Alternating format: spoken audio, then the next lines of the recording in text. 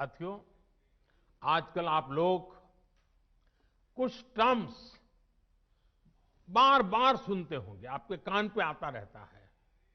Personality development या तो फिर टीम मैनेजमेंट।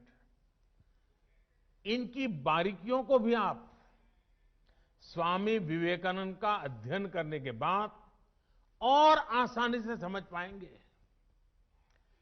पर्सनालिटी डेवलपमेंट का उनका मंत्र था, बिलीव इन योरसेल्फ। अपने आप पर भरोसा करो, अपने आप पर विश्वास करो।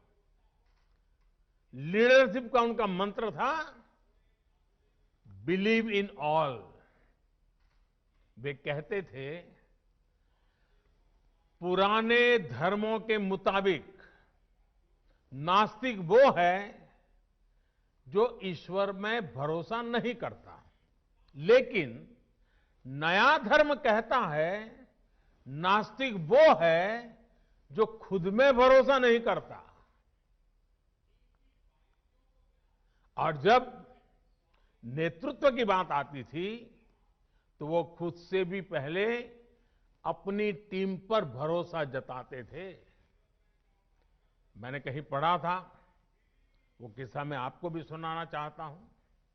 एक बार स्वामी जी अपने साथी स्वामी शारदानंद जी के साथ लंदन में एक पब्लिक लेक्चर के लिए गए थे।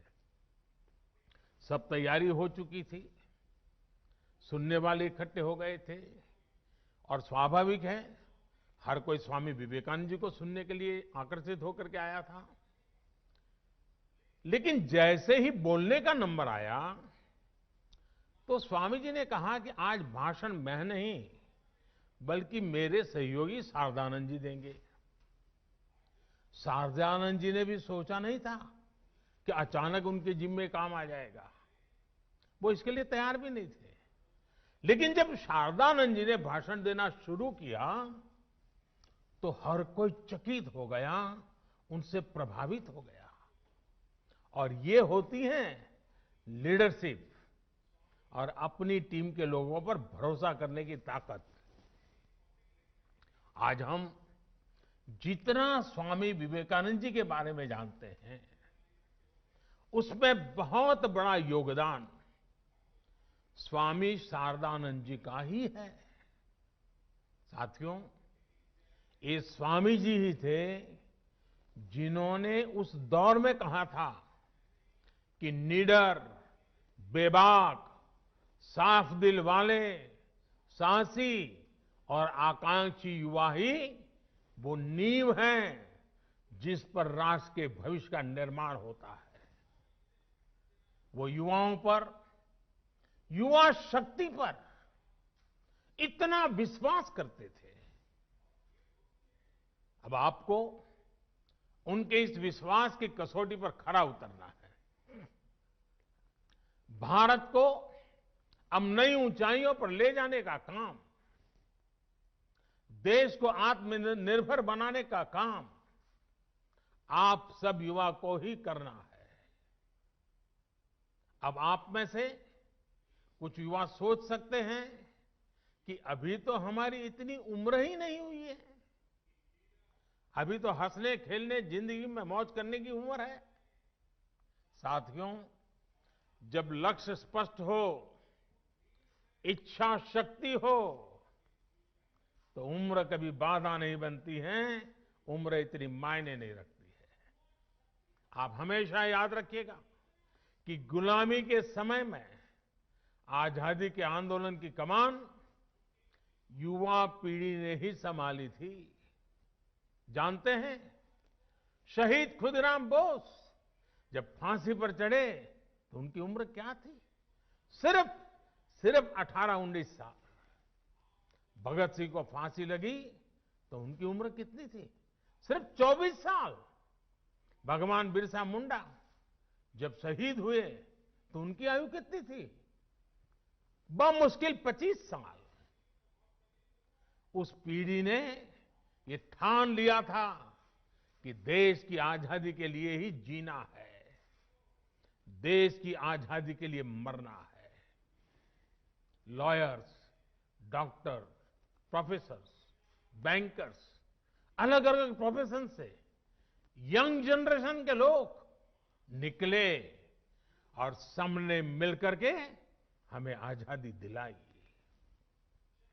साथियों, हम उस कालखंड में पैदा हुए हैं, क्योंकि मैं भी आजाद हिंदुस्तान में जन्मा हूं। मैंने गुलामी देखी नहीं है, और मेरे सामने आप जो बैठे हैं, आप भी सब आजादी में पैदा हुए हैं। हमें देश की स्वतंत्रता के लिए मरने का मौका नहीं मिला, लेकिन हमें आजाद भारत को आगे बढ़ाने के लिए मौका जरूर मिला है। ये मौका हमें गंवाना नहीं है। साथियों, आजादी के 75 साल लेकर आजादी से 100 साल होने तक, ये आने वाले 25-26 साल बहुत ही महत्वपूर्ण है। 2047 2047 जब आजादी के 100 साल होंगे, ये 25-26 साल की यात्रा